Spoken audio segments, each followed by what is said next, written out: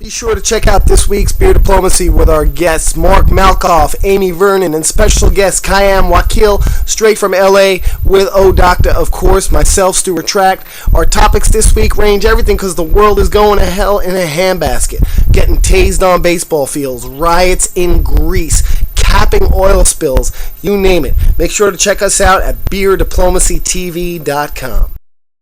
What do you think in general about maybe who's responsible for all this stuff going on down there in the Gulf? And do you think that this multi-billion-dollar project to drop a cap on top of this thing is going to work? Is it a waste? You know, where do you fall on that?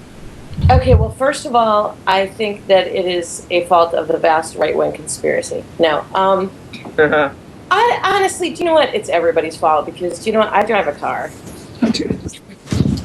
So anybody who though I don't drive it as much as I used to, but anybody who drives a car, it's their fault, honestly. And it doesn't matter how green you are. If you use oil to a degree, it's your fault. And putting a cap on it, I don't know.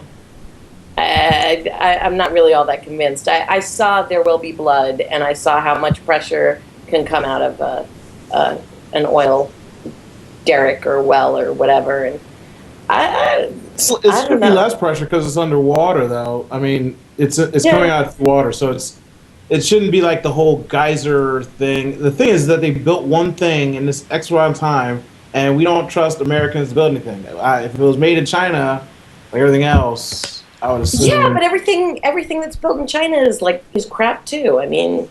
Hey, well, not the cars and stuff. I mean, they make better steel than we do right now. And I get you a special price on bubbleheads. Yeah, I mean, I don't know. Hopefully it works. At least they're doing something. Is the point? So hey, Mark, where do you weigh in on all this? I mean, we're going a little more. No, it doesn't seem like that there's many viable options. I mean, just when you have a disaster like this, it's like kind of to me a Hail Mary. You just gotta try something and hope it sticks. But it just seems like whenever anything like this happens, no one wants to take responsibility, and no one does. Like, it would be so refreshing to have someone be like, you know, I messed up, we messed up. Everyone kind of deflects. I mean, the whole thing's kind of a big mess, though. I'm listening to something today. I forgot who said it, but in 1980, the average fuel efficiency of an automobile was 20 miles a gallon. In 2010, the average fuel efficiency of an American automobile is 20.7 miles to the gallon. So, I mean, in 30 years, with all the other technological advancements that we've made, we haven't done a damn lick to make our cars more fuel efficient. I don't know if that's absolutely true, because I think that fuel efficiency went up for a long time, and then gas got so cheap again that everybody was like, hey, let's drive Hummers.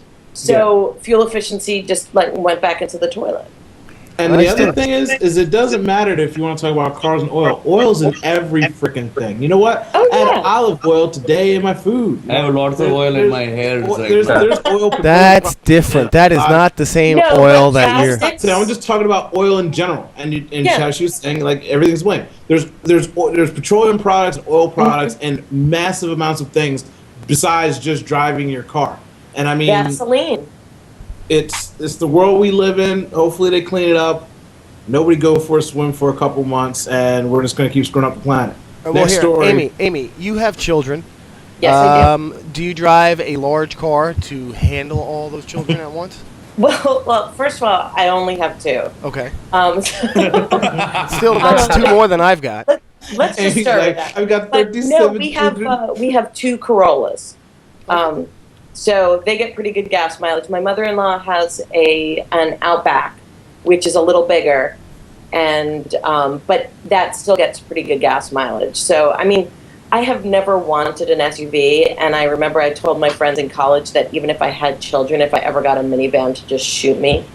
So, given that I've given people permission to shoot me, if I were to drive a minivan, I don't think I can really get one because my life would be in danger.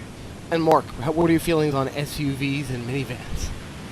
Goodness gracious. As a New Yorker, I don't own a car, and I'm very against the SUV until I'm in one. And then I'm like, oh my gosh, this is so nice.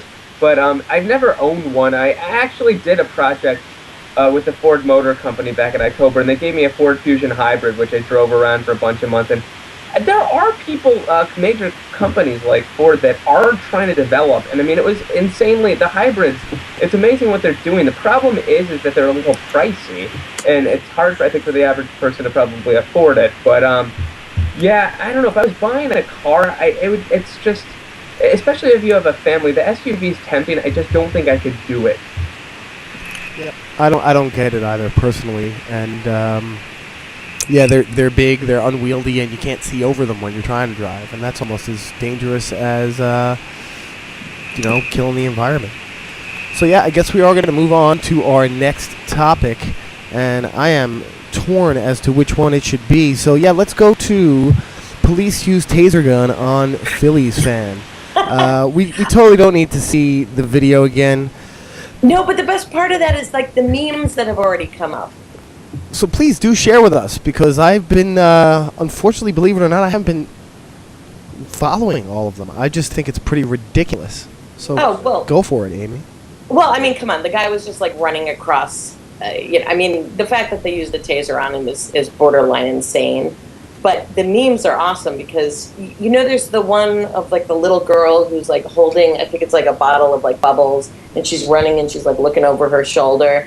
Well, like that, they merged those memes into one where like the cop is shooting the taser at her. And so there's just like a whole bunch of memes that have come up now of like cops tasering like random people on the Phillies field. Hey, see, I don't understand, first of all, why was the cop dressed like an umpire? I mean, at my first glance at that video was, wait a minute, umpires are carrying tasers now? I have a friend who actually is a cop in Philadelphia. I'll have to ask him on Monday when we're live blogging 24. I will ask him, though. Oh, got to be undercover so people don't know. Yeah, but, I mean, Owen, you've been here with us, of course, more often than either of these two people. We've kind of had this theme over the course of our 27 episodes. We've tried to, or at least touched upon, a lot of these stories of police officers and use of tasing devices. My personal opinion... Let's not get it twisted. This person also did commit a crime. Usually we talk about, the last time we talked about somebody with a taser, it was a cop tasering a 10-year-old defenseless child. Now, somebody tasers somebody who runs across the field, and these people run across the field naked. I've been at Phillies games, and somebody always runs across the field. Last Phillies game I was at, 2 guys ran across the field butt naked. There's people in the stands with their kids, trying to shield their kids' eyes from the naked guy's balls hanging out. And then they run around, it was raining, and they tackled the guy. I mean, yeah. So, do you really want to tackle a guy with his balls hanging out? I would have tasered that guy if I had a taser gun. I don't want to be wrestling around the ground with some guy butt naked, grinding up on me. So, you break the law, he got tased. So what? Tase his ass, because he deserved it. All right. Anybody else want to weigh in on this? Because I don't think he should have been tased. I don't think he should be tased. I don't know. Some of those guys this guy wasn't naked. I'm just saying. He was breaking the law. Excited. I'm sorry, Mark. You were trying to chime in there. Go for it, man. I was just saying that some of those security guys, because I've worked with them, most of them they're actually really great guys, but some of them, they very rarely get to do their job. So when they get to do something, they get really excited, almost like kids, that they actually get to do it for once, and sometimes they get carried away. And I think in this case, that was the case.